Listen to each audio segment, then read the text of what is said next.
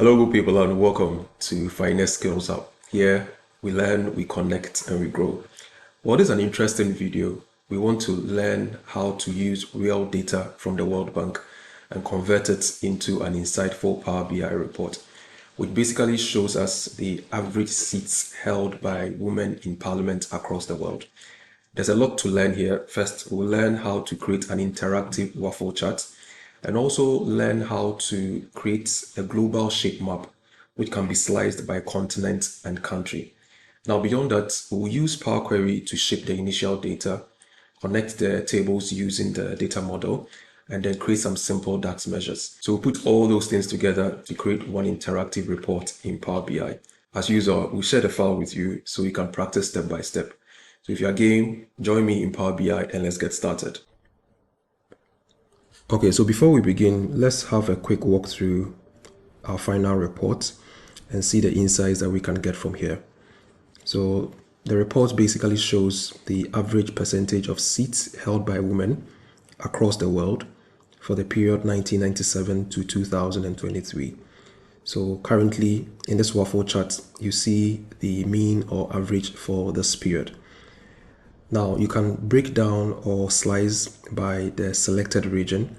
So by the World Bank categories, these are the regions which essentially are the continents across the world, right? So this has been grouped by those categories.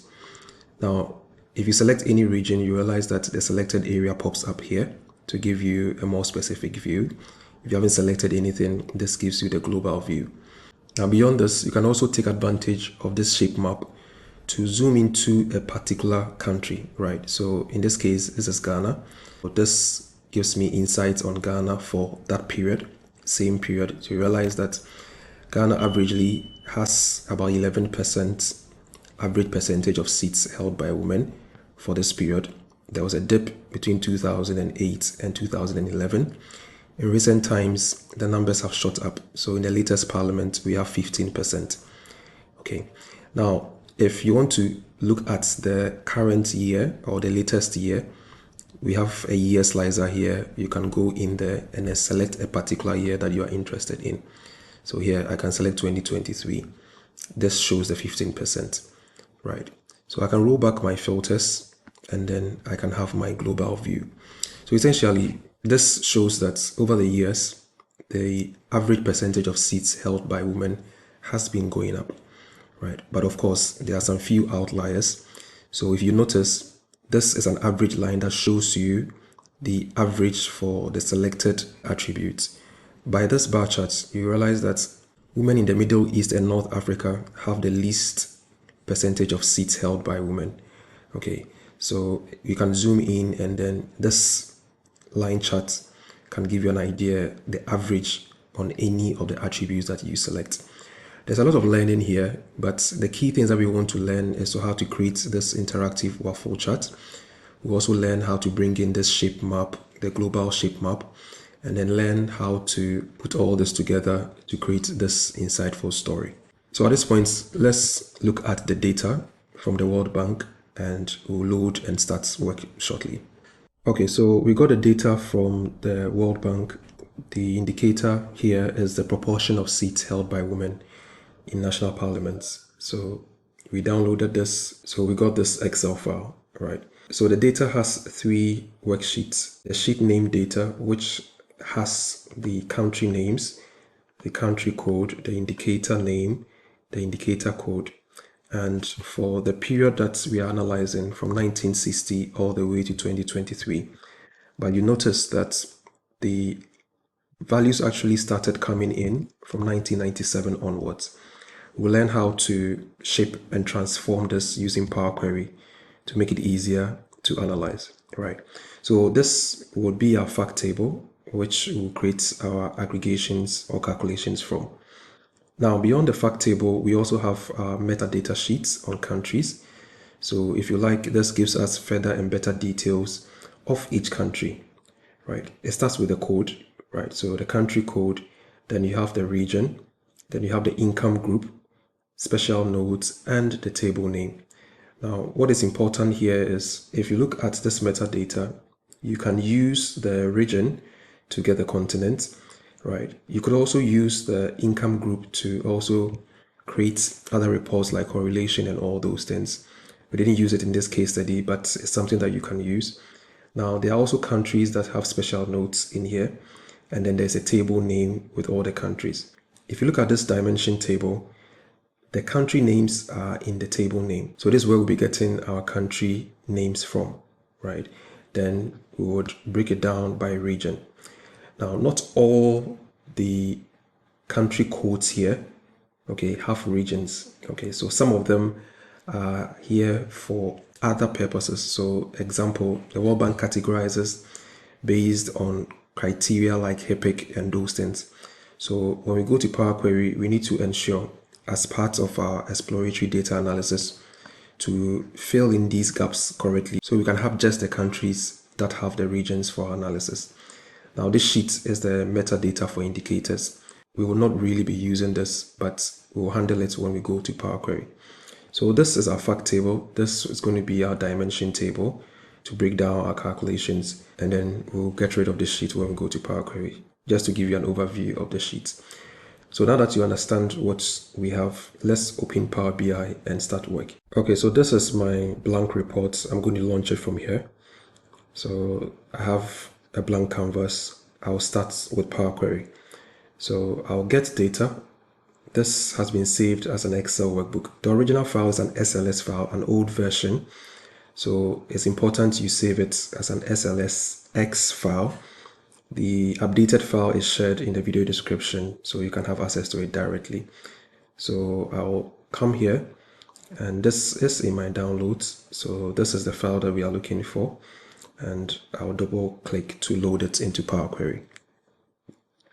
Right, so we are in here at the navigator dialog box. This allows us to screen or preview the data that is coming in, right? So here is the data. You already saw this is the fact table. It's a bit wider, goes all the way to the right. So we need this one.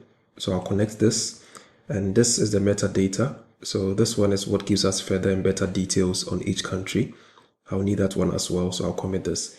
I'm not going to load this because the information here is not going to be relevant to the analysis that we are going to do. So just these two tables, then we'll go ahead and transform and click the transform data. Okay, so we need to do a bit of work on this. So this is all parts of the ETL. So we need to make sure the data is in the right shape. So let's start with the data that has the records, which is our fact table.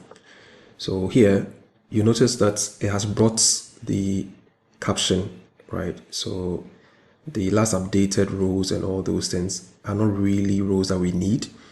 So the first thing that we need to do is to take off these rows so that we have a table that begins from country name and so on. You can do that in Power Query by removing rows.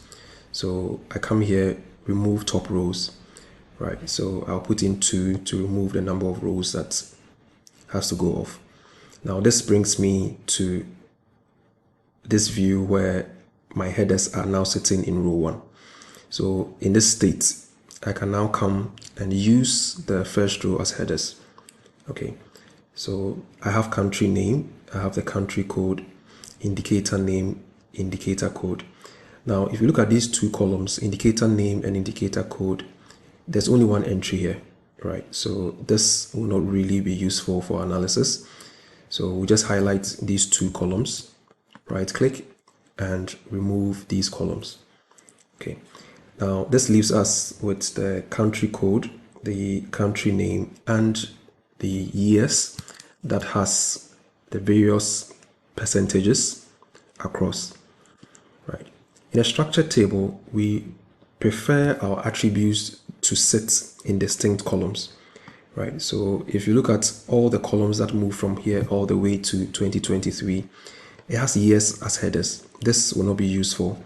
So what we need to do is to collapse all these years into one column labeled year, right? Because technically year is an attribute which we are going to use to slice or break down our analysis. To do that, we'll go through a process called unpivoting, right? So to unpivot, I'll select the first two columns, country name and country code. I'll right click and then I'll choose on pivot the other columns to my right. So when I choose this, I have country name, country code. This now becomes an attribute which I can double click and name here. Okay, I'll leave the data type as text because this is going to help me break down or slice. Then this is my percentage. So this I can name percentage, right, to represent the percentage for each year, each country for this fact table. Okay, now note that these are absolute numbers. So when it comes to our calculations, we use them as absolute numbers and not as real percentage values or decimals. Okay, so now that we formatted this, let's go on to our dimension table. So I'll click this query. The first transformation I'm going to do here is reduce the name, right? So because we are going to use formulas, we can keep it simple. So I'll just make it just countries. Okay, now let's take a look at what we have here. The first thing that we need to do is to promote our headers. So country code, region, income group, stuck in the first row will not help. So we use the same method. We use first row as headers. So we have our country code, region, income group, right? And then the special notes and also our table name, right? Now, as I indicated earlier, our goal is to just analyze the countries that have regions, okay? Because if you take a look at those that don't have, if I come here and I filter only on the nows, right, you notice that these are countries with special notes, right? Some of them are already classified according to region already, right? So normally when you're doing an EDA, it's important you properly classify these now values. So for this, let's quickly replace the nows with a no region. So I'll right click, replace values, and then now to be replaced by no region. So we can filter in our final report, right?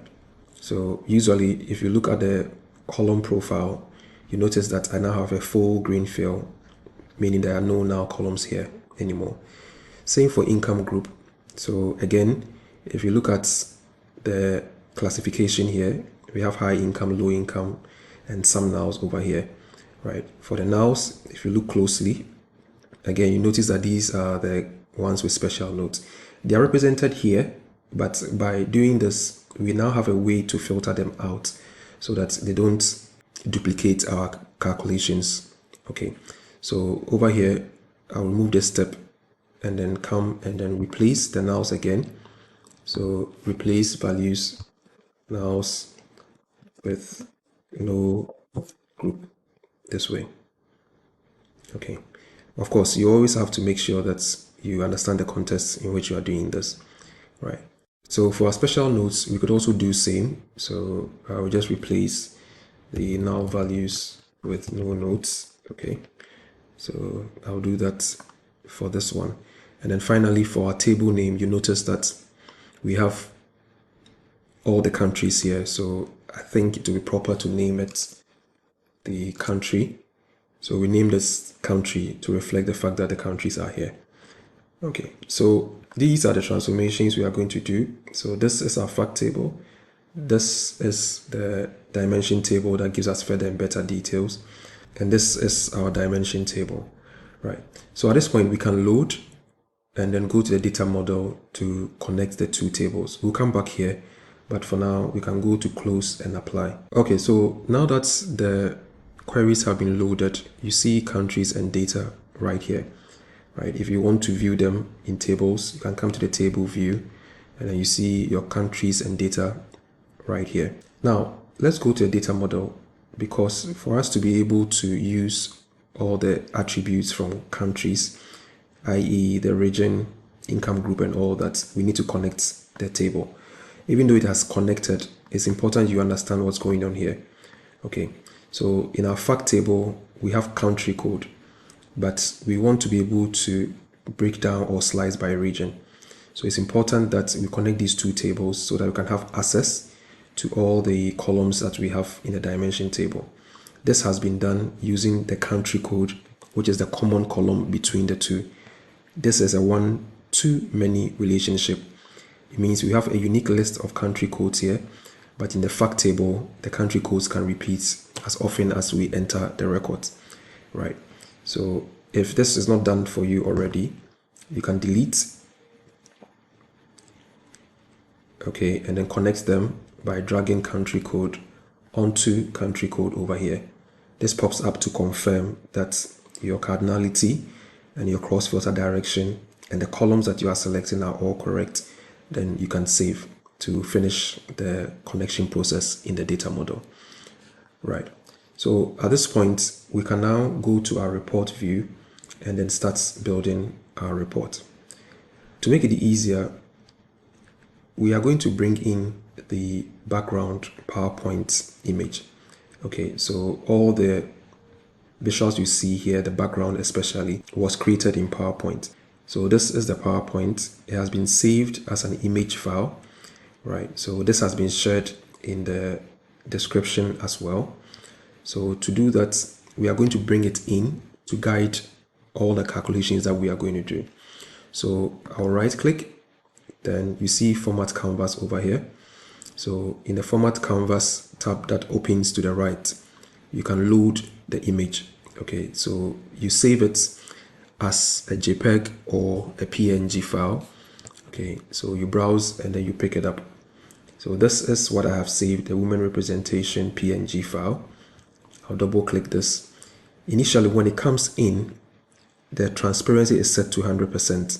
So you need to bring this down to 0% in order to see the background. We've done it this way so they can be guided on where to place each visual, right? So let's start off with the average percentage of seats in Parliament. So here we are going to create our waffle chart.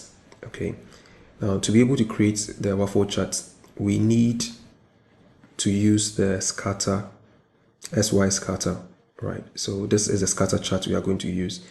This scatter chart requires an X and Y input. Okay, so we generate essentially 100 boxes, 10 by 10.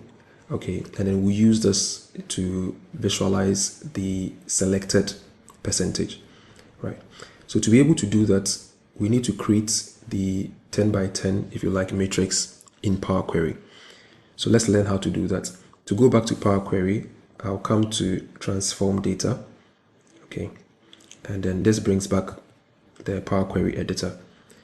Now we are going to start a blank query. So I'll start a new query and then blank query. So the first thing I'm going to do is to generate a series of numbers from 1 to 10.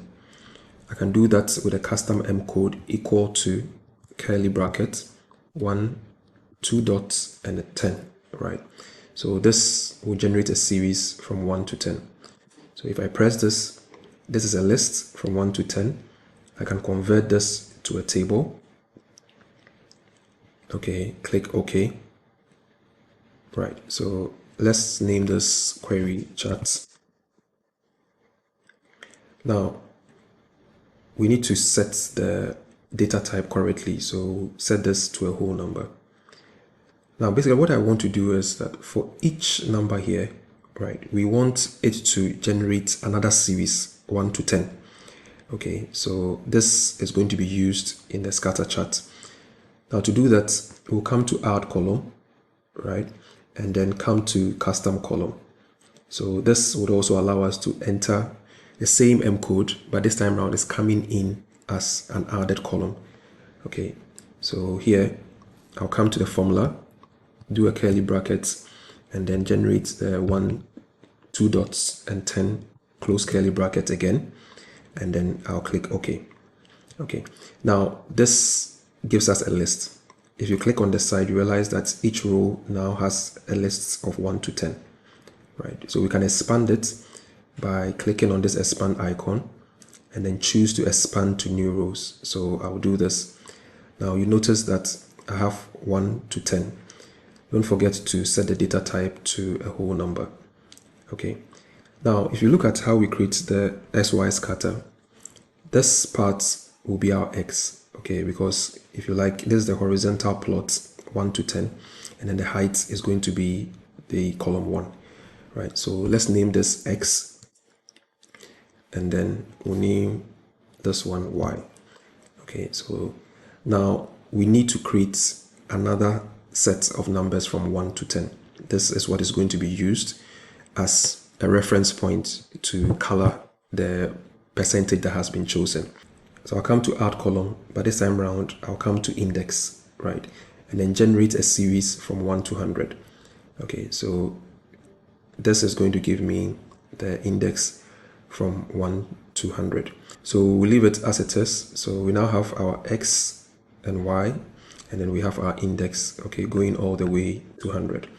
Now let's see how we use this. So we are going to create our SY scatter using these three columns. I'll come to home, close and apply. So if I come to my data, you realize that now my chart is here. I have my SY and my index over here. Now let's insert the SY scatter chart. So I'll drop my visual. So come in here and then insert my scatter charts, right? So let me position this right here. Now basically all we need to do is fill in the x-axis and the y-axis. So let me bring in the x-axis. So I'll come to charts and then I'll choose X, right? It will display an initial dot, but what we need to do is when we come to the details or this arrow, in the summarization, we can choose don't summarize, okay? So we get the 1 to 10, okay? This is going to be the horizontal part. So after the horizontal part is displayed, let's go and add the y-axis. So I'll come to add data, come to my charts and then put in the y. Same thing, we'll come in here and ensure that it is not aggregated. So we'll choose don't summarize. Now you notice that you have your 100 buttons if you like. So basically what we need is the content. So we'll come to the format icon, we'll click on this, take off the title, okay, come to more options and we'll come to the x-axis. Now for the x-axis, if you notice, we have 0 to 10, which is too close, actually halving the last column that we have here. So we'll set the minimum instead of auto to 0, right? And then the maximum, we'll leave a little allowance, right? So you can use 11 for this purpose. It pushes it in a bit so that you have your 0 to 10 fully displayed. Okay. Now at this point, we'll turn off the values. We'll also turn off the title so that this space in the x-axis is clean. Repeat the same process for our y-axis. The minimum is going to be 0 and the maximum is going to be 11 as we did earlier. Okay, then we'll turn off the values and then we'll turn off the title. Right, so this now gives us the 100 placeholders that we can use for our waffle chart. So now that we have this, we can go down, right? You see markers here. So for markers, it's currently showing this dot and the shape, right? So we can change this to the square. Okay, this now gives us 100 squares. Based on the display, we can choose to adjust the size, okay?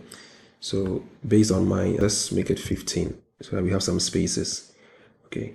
So this is what we have, 100 square shapes for our waffle chart. Now, what we need to do is first create our measure. So our measure is going to be the percentage that has been selected, which is our key measure running through the entire report, right? So first, let's create our measure of the percentage. So I'll come to our data table, okay, and then we'll right click this and then start a new measure, okay. Let's call this percentage represented, okay, which is going to be a simple average, okay, of the data table and the percentage column, right? So remember, the numbers that were in this column were absolute numbers, so we don't have to multiply by 100. Okay, so I'll press enter for this. Now, if we go back to the complete work, what we need is, if I select 25%, any value, okay, that is less than this 25% will take the blue color. The rest is going to take this gray color. So that is the logic behind what we are going to do. Okay, so to create that measure, we would right click on the table, the data table, and then start a new measure. Okay. Right, so the measure is going to be chart color. It's a simple if. Okay, so we are saying that if the selected value, so selected value is a function in DAX, okay, on the chart index. So selected value charts the index column, right? I'll close this bracket, right? So if whatever has been selected is less than or equal to the measure that we just created, which is the percentage rep, okay, I want this to be colored blue, right? So all this part that is less than what we have selected, like the example I gave you, 25% will be colored blue, right? In DAX, you can directly put in the hex code for the color, right? So I would bring in my clipboard. So in my clipboard, this is the color for blue. Okay, then I'll bring a comma. And this is going to be the color for the gray, right? So 118 DFF for the blue, right? And then hash ADF 2FA for the gray, right? So once we've created this measure, we'll now go and input it into the color of our scatter charts, right? So I'll press enter to finish off this measure. So that's our chart color. So I'll now select the chart, come to the format, come to more options, and then in my market section, okay, I have the option to change the color, right? So if you scroll down, you notice that you have the color option here. So instead of using the default blue, we can now put in the measure that we created. So I'll click on the FX.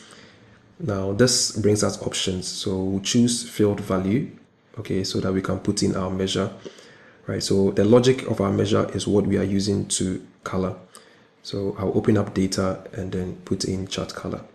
So the expectation is that once I click OK, okay, based on what we have selected, it should now color the areas that represent the boxes in the 100.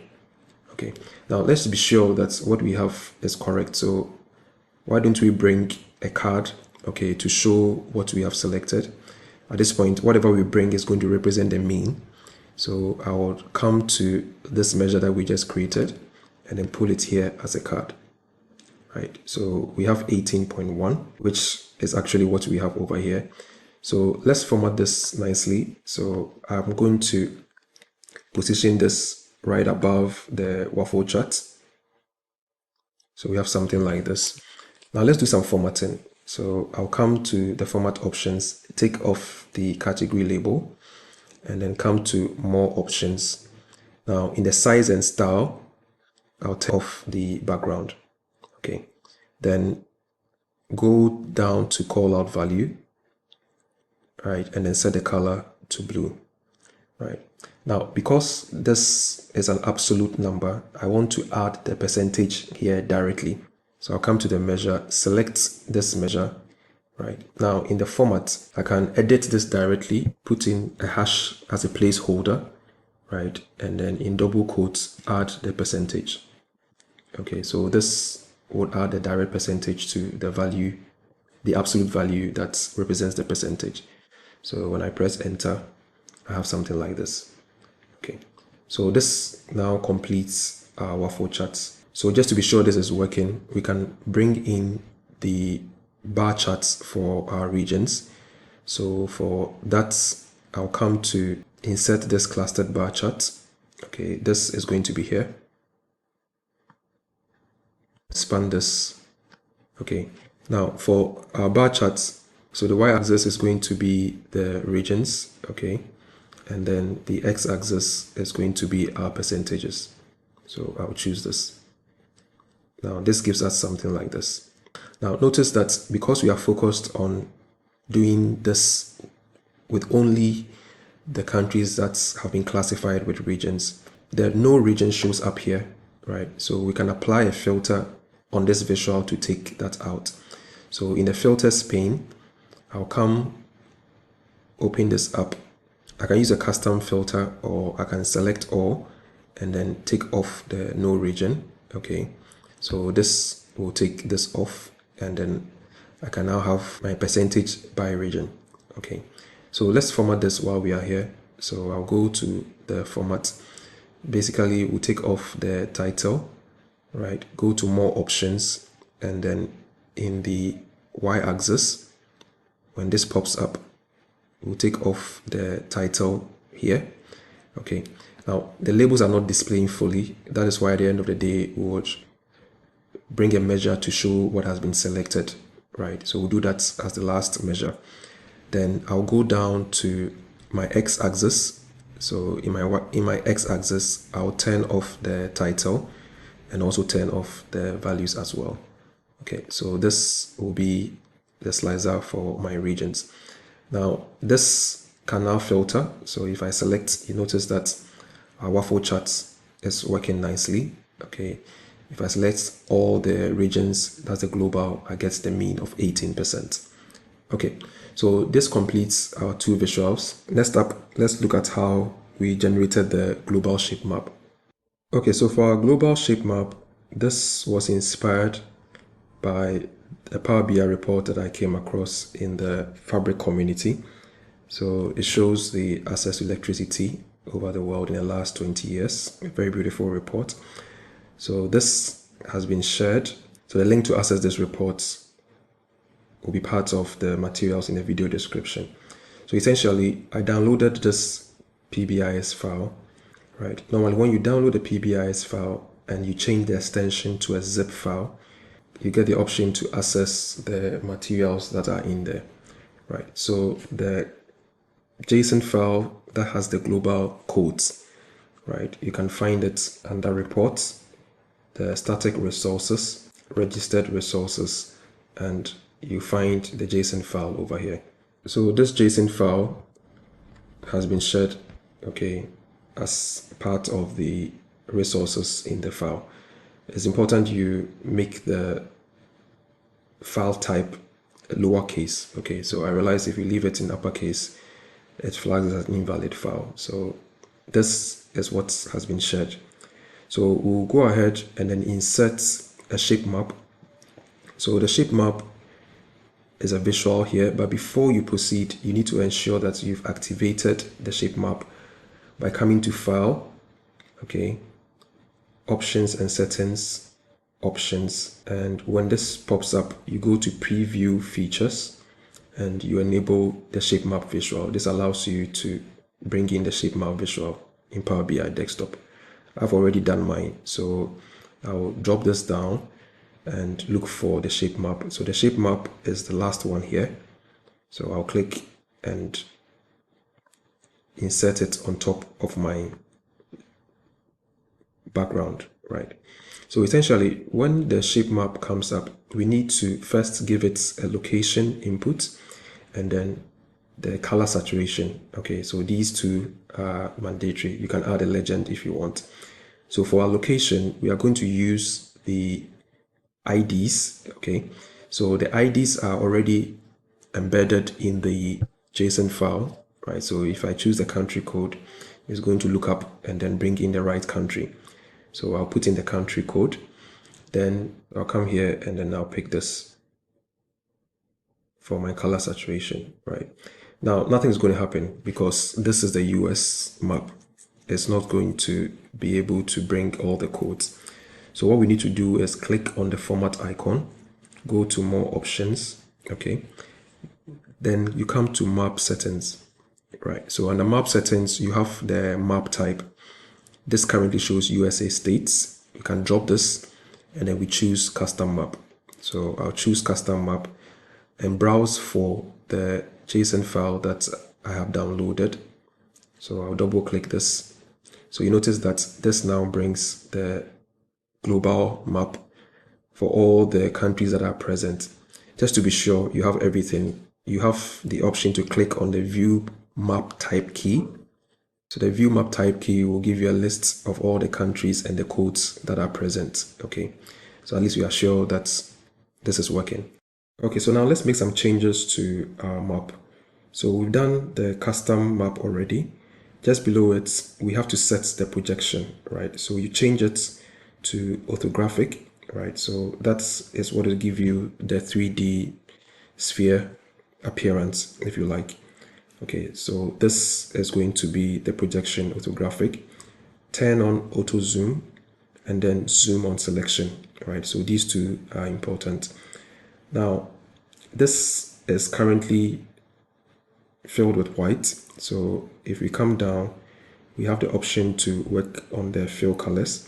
We'll leave the gradient color as it is, minimum light blue, and then this maximum deep blue. Now, for the blank areas, we want it to blend in nicely with our background, right? So what we need to do is change this default gray color. Okay, come to more colors. Again, I've already copied the hex code for the background of the PowerPoint, so I'm going to paste this. Okay, so this is going to be the hex code #E9ECF3. Okay, and then for the borderline, we'll do the same thing. So I'll select this for the borderline, right? So the last thing that we need to do is we'll go to the size and style, and then we turn off the background. Okay, so this gives us something like this. And then of course we can turn off the title. So the title also goes off. So this gives you this clean orthographic look. Now let's see how the map responds. So when you select Europe, you see Europe just pops, the background just blends in like that. Okay, if I select Sub-Saharan Africa, you have this here. If I select Latin America, you have it popping up here, right? So that is how it's going to be. If you haven't selected anything, you have it set to global. Okay, so that completes our global chart. So next up, let's look at our trend charts, the line charts over here. All right, there are two main things that we need to do. We need to ensure that we have stepped this, okay, and then also put in our average line, right? So that's a reference line we are going to put in. But basically, this is a regular line chart. So let's start the process. So I'll come here and then insert this line chart over here. You can position it to cover the backdrop or the placeholder that you have given for this, right? For our x-axis, we'll put in the years from the data, right? So we'll put in our year from here. And then for our y-axis, we'll bring in the percentages. So this is the measure that we created. So I'll come to data and then we'll put in the percentage rep. Okay. Now you notice that it's sorted backwards. So from 2023 to 1997, we can fix this. So we click on the ellipsis and then in the sort axis, we push this to year, right? And then sort this again in ascending order, right? So this will bring the 1997 first and then go all the way to 2023. Now let's make it a bit cleaner. So all we need to do is we can start from the top 10 of the title for this. Then for our x-axis, we'll maintain the values for our x-axis. And for our y-axis, we'll turn off the values and the title, okay? So basically what we need is to make sure that the years sit comfortably, right? So we have 1997 to 2023. Now let's go down and see the options that we have. So for our line, we'll come down here and then for the interpolation type, instead of linear, we'll choose stepped. Okay, so we'll leave it as the default center position, right? And then we'll come down and then activate the shaded area. So this gives us the shaded area. Then turn on the markers, right, for a bit more visibility. Okay. Then while we are here, because we've taken off the y-axis, we have to activate the labels, which is from our measure. And then we'll come down here and the last thing we'll do is to insert the reference line. Okay, so there are a lot of reference lines you can use. Here, let's add the line type. So we can choose the line type by coming here and then choosing the average line. Okay, so this will give us the average for whatever that we have selected. right? So this now completes our trend. So we realize we have 1997 all the way to 2003. Again, this is filtered based on your selection as well. Later, we'll walk through how to set the right interactions for the various visuals that you have over here. Right, so after doing this, we need to bring in the slicer for the year. Okay, so this allows us to select a specific year in our trend or line chart, or a year that affects all the visuals. Now to do that, I will select the slicer visual, right? So this is what we are going to use. The data I'm adding here is the dates we have in the data table. So I'll come here and then fill this in with year. Okay. Now we don't want this to be a list. We just want it to be a drop down. So while we are here, I'll click on the format icon, go to the slicer settings, and then instead of a vertical list, we'll choose a drop down. Okay. So we'll just resize this and then place it nicely just above the selected regions. Okay, so we have something like this.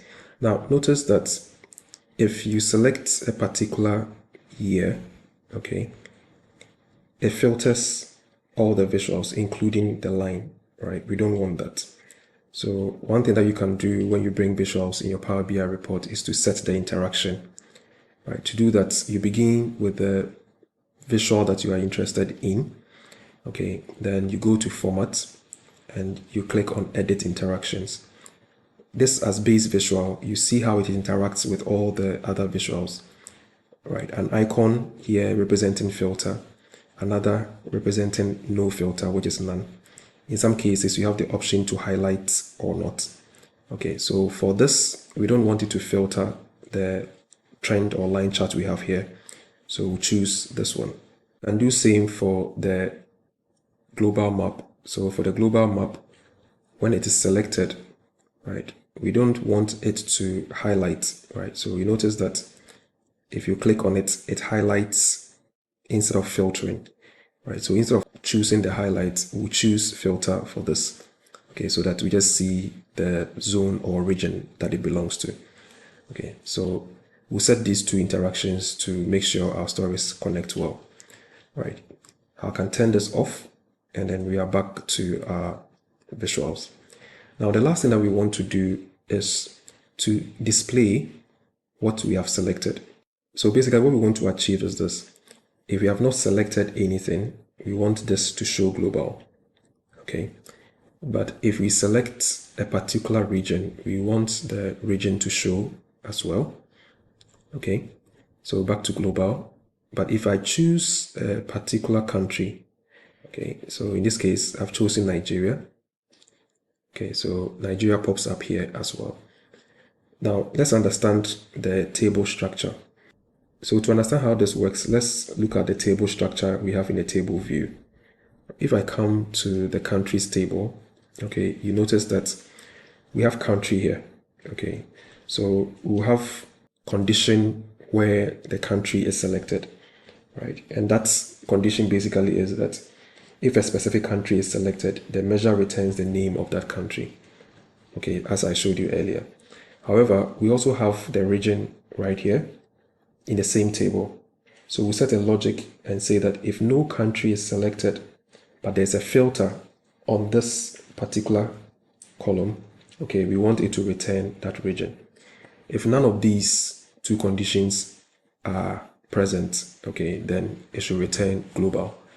Right, so that is the measure we are going to write. So let's begin. So I'll start a new measure on the data table. I'll right click and then start this new measure. We'll name this selector. Okay, and then we'll go ahead and declare variables, right? So essentially variables allow us to hold a certain expression in memory so we don't have to repeat it several times in the formula. Based on what I've explained, right, the key things that we need here is when a country has been selected and then when a region has been selected, right? So we'll declare a variable with this var, okay, we'll call this one selected country underscore country, okay? So this is going to be equal to the DAX function selected value. Okay, then we'll go into the countries table and then select the countries column. All right, so this is our first variable. That is when we have selected a particular country. Now for our second variable, I'll press Ctrl Enter. We'll declare another var or variable for that matter. Okay, let's call this the region. Okay, so because we have repetitions in the region, we always want it to return the top region. Okay, so if you select a particular region, you have a lot of sub-Saharan Africa, but we just want the first non-blank, which is a function. So I'll choose first non-blank. Okay, and then run this on countries as well. Okay, so it requires the column name, which is the country region, and then the expression here is going to be 1 because I want the top one. Right, now these are the two variables that we are going to use. Now I can now return my main formula, so I'll proceed with return and then step down, tab, and then bring in switch. So when I bring in switch, right, I begin with true, essentially testing where the different logic I'm going to set has been met. Okay, so I'll bring in a comma, right, and then I'll press Ctrl Enter. So for the first one, the logic is that if a specific country is selected, the measure returns the name of the country, right? To be sure a country has been selected, there are two things. The selected country should not be blank, okay? And then once we have that met, we will now bring in the country that we are interested in. So to set the is not blank logic, I'll start with not, open my bracket, and then go as blank, right? I'm running this on the variable that I set earlier, which is selected country. Okay, I'll close my bracket for is blank and then for not. Okay, now what do I want if this is met? I want the selected country. Okay, so this is going to be my first logic and the result. Then I'll bring a comma, Control Enter. So apart from this, the next one is when the country table is filtered, but it's not filtered by particular country. So that's just a simple is filtered. Okay, so it's filtered requires a table name. So I'll give it the countries table. I'll close this. Now, what do I want if this is filtered? I want the top region. Okay, so this is what I declared earlier, right? Now, if none of these are met, that is where I go to my final outputs, which is if we haven't selected country, we have not selected top region, then I expect this to return global. Okay, so this will be my final outputs, essentially the false value, right? So I will step down here and then shift tab and then close my switch. Okay, so let's go over. So we declared two variables to make it easier to write the final formula, right? So for selected country, we have selected value going into the countries table and then the country column. Our second variable brings the selected region. Here we chose first non-blank countries region, bringing the top one. Now we want this to return the corresponding values based on the following logic. And this is where we use the switch true. This is like nested if, right? So for the first one, we know a country is selected when this is not blank, right? So our selected country is not blank, then it should bring the selected country. So when the country table is filtered, right, essentially what we want is for it to return the top region. So the top region, you can refer to the variable that has been declared here. If none of these are present, then we want it to bring global, right? So that is our formula. I'll go ahead and press enter. Now let's see how this works. Okay, so now that we've created this, to be sure this works, let's create a card out of this. So I'm going to drag the selector and then place it somewhere here. Right, so this gives us global because we have not selected anything. That was the false value. So if I select this, it means I've filtered the country table. I want the region returned. Okay, if I come and I select a particular country, okay, this gives me the country, right? So it means our measure is working. The last thing that we need to do is to position this and format it nicely so that it fits in. So I'll come to the format icon, go to more options, and turn off the category label, right? For our call out value, set this to 17, okay, and then make the color the blue that we are using, okay. So the last thing that we need to do is come to the size and style and then turn off the background. Okay, so this way we can just position it nicely. Okay, so let's test and be sure everything is working. So you realize that the longest name we have, okay, you can use this as benchmark to properly set this and then align it nicely. Always important. Okay, so if I go back, I have global. If I choose a country, I have Libya, right? Right. So essentially, the story is to show the average percentage of seats held by women in the world or by the selected region or by country.